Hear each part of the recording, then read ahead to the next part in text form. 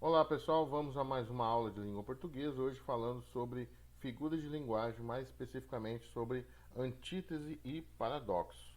Então vamos lá então, vamos lembrar o que é a figura de linguagem. Figura de linguagem é uma forma de expressão em que as palavras são empregadas, na maioria das vezes, fora do seu sentido mais comum, que é o chamado sentido conotativo. Então você lembra que nós temos o sentido denotativo, que é o sentido comum das palavras, e o conotativo, que é o fora do comum. Quando a gente fala sentido comum, você vai lembrar do sentido literal da palavra, tá? E aí, por exemplo, você fala a palavra flor, se eu uso uma frase, aquela flor é cheirosa. Então eu estou me referindo à palavra flor no seu sentido comum, habitual, que nós estamos acostumados, que é o vegetal. Agora, nada impede de uma pessoa falar assim, minha filha é uma flor. Ou seja, ele pegou a palavra flor e agora tira do seu contexto comum, que é vegetal, e atribui agora num sentido fora do comum, que é o chamado sentido conotativo, ou como muitos de vocês conhecem, é o chamado sentido figurado. E aí o que ele vai falar? O que ele quer dizer com isso, aliás? Ele quer dizer que a filha dele é bonita, que a filha dele é cheirosa, que a filha dele é especial, tem beleza, atributos comuns dentro da flor. Mas nós verificamos que essa comparação entre elas vai pegar a palavra flor e tirar do seu sentido comum. De maneira nenhuma ele quer dizer que a filha dele é um vegetal, mas de uma forma comparativa, né? Uma metáfora. E aí sim ele faz o que a gente chama de metáfora pelo sentido da comparação, tá? Então ele vai atribuir um sentido fora do comum à palavra flor. Quantas figuras de linguagem existem? Quais estudaremos? São muitas, mas hoje estudaremos apenas duas: a antítese e o paradoxo. Primeiramente, o que é a antítese? Antítese, pessoal, é uma figura de pensamento que acontece por meio da aproximação de palavras com sentidos opostos. Por exemplo, antes de seguir aqui o exemplo, deixa eu explicar exatamente.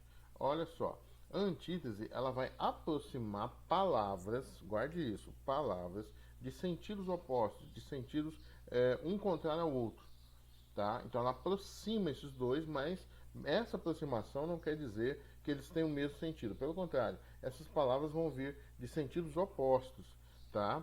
Então veja só aqui o exemplo, ó, o ódio e aí ó, uma palavra, tá? E agora ele vai vir com uma palavra, vai aproximar da palavra ódio, uma palavra de sentido oposto, que é o contrário de ódio. Que é a palavra agora? A palavra amor. Então, ó, o ódio e o amor andam de mãos dadas. Então veja que ele coloca diante uma da outra a sua antítese, que é a palavra de sentido oposto, tá? Então isso é antítese. São aproximações de palavras de sentidos opostos. Estou repetindo várias vezes para guardar que a antítese são as palavras de sentidos opostos, para que daqui a pouco a gente fale de paradoxo você não confunda, tá? Porque tem gente que faz essa confusão entre antítese e paradoxo. A antítese, então, é a aproximação de palavras de sentidos contrários, de sentidos opostos. Nesse caso, o termo ódio está posicionado ao lado de seu termo contrário, o amor. Então, por exemplo, ó, eu tenho vários exemplos aqui, vamos fazer antíteses, que vão aproximar palavras de sentidos contrários. Então, aqui, ó, a sina dos médicos é conviver com a doença. Opa, beleza. Mas qual é o sentido contrário de doença? Saúde. Então ele vai colocar aqui, ó, diante dela, uma próxima da outra, aqui as suas antíteses, as palavras de sentidos contrários. Então, saúde, ao contrário, é o oposto de doença, e doença, sentido de oposto. De um lado, a pobreza, do outro lado, a riqueza. Então, aproximou aqui duas palavras de sentido contrário também, e aqui então eu tenho uma antítese. Ele estava entre a vida e a morte. Então veja, qual é o contrário de vida? Morte. Quando ele aproxima essas duas palavras, está feita a antítese. Um dia a gente ri, tá? E qual é o contrário de rir? E no outro a gente chora. O contrário de rir é chorar. Então aqui ele vai colocar duas palavras de sentidos opostos. Alegrias, tá? E qual é o oposto de alegrias? Tristezas são constantes da vida. Então veja que aqui ele vai colocar palavras de sentido oposto de novo. A educação é luz, ó, luz, qual é o contrário de luz? Trevas, poderia ser escuridão, poderia ser outra no mesmo rumo, né? Mas ele preferiu trevas. Então aqui eu tenho também uma antítese porque ele aproxima palavras de sentidos opostos. Isto é uma antítese. Bonito para alguns, tá, mas qual é o contrário de bonito? Feio. Você poder falar assim, é horrível, outra coisa, horroroso. Pode ser, também seria uma antítese. É bonito para alguns, feio para outros. Mas essa aproximação de palavras de sentidos opostos é que é formada uma antítese. O soldado contava suas derrotas, qual o contrário de derrotas? E vitórias. Então ele vai colocar duas palavras de sentidos opostos, aproximadas. Vivemos num paraíso, e qual é o contrário de paraíso? Ou no inferno. Então ele vai colocar duas palavras de sentidos opostos. Poderia ser céu, por exemplo, né? Céu e inferno. Faça sol ou qual é o contrário de sol? Faça chuva, ó, o contrário de sol, chuva. Então aqui está feita a antítese. Estarei no teatro. O céu, e aí o contrário de céu, e a terra se fundem tal qual uma pintura.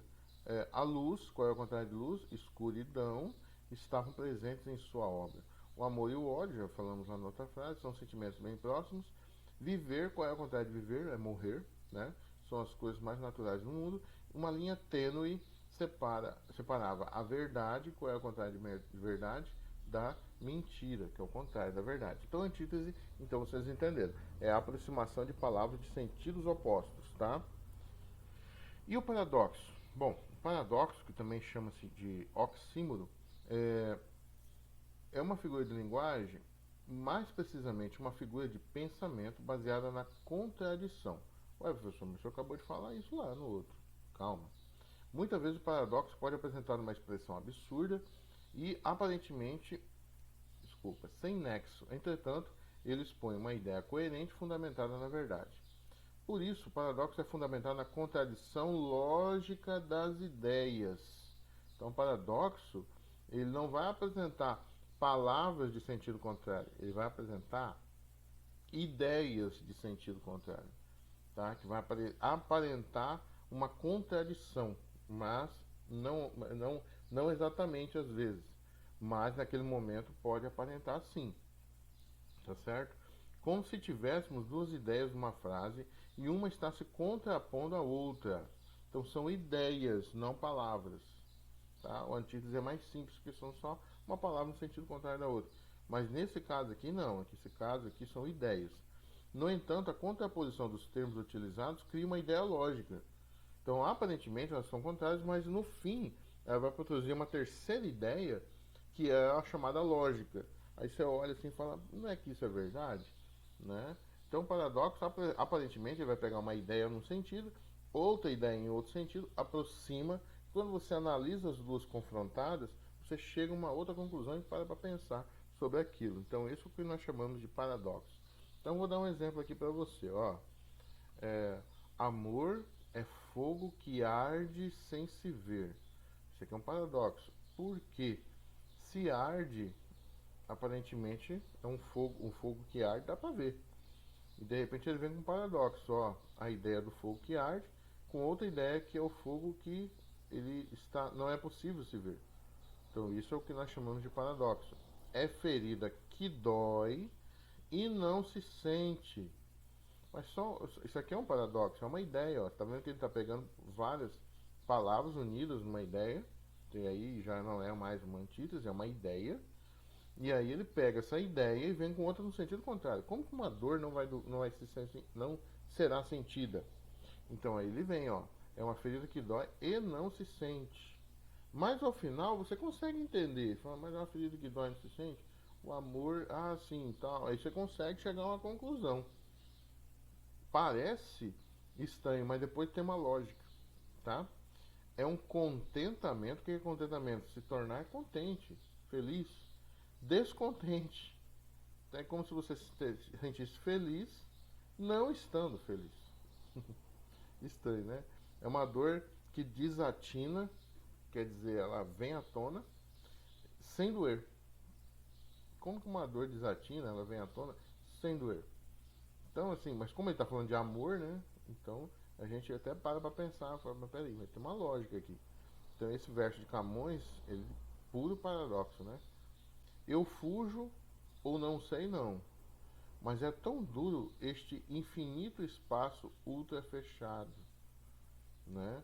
Isso aqui também é um paradoxo. Eu fujo ou não sei não, mas é tão duro este infinito espaço ultra fechado.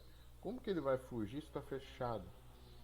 Né? Então ele traz ideias opostas a princípio, né? E isso é o que a gente chama de paradoxo. Isso aqui é do Carlos Drummond de Andrade, também, essa aqui que nós lemos, e é de baixo também. A explosiva descoberta ainda me atordoa. Até aqui, né? Estou cego e vejo, arranco os olhos e vejo. Isso aqui é paradoxo. Como que você vai estar cego e ver? Né? Como que você arranca os olhos e continua vendo? Entendeu? E por fim, o Skank tem uma música que fala assim: é como mergulhar no rio e não se molhar. Então é uma ideia de sentido contrário, né?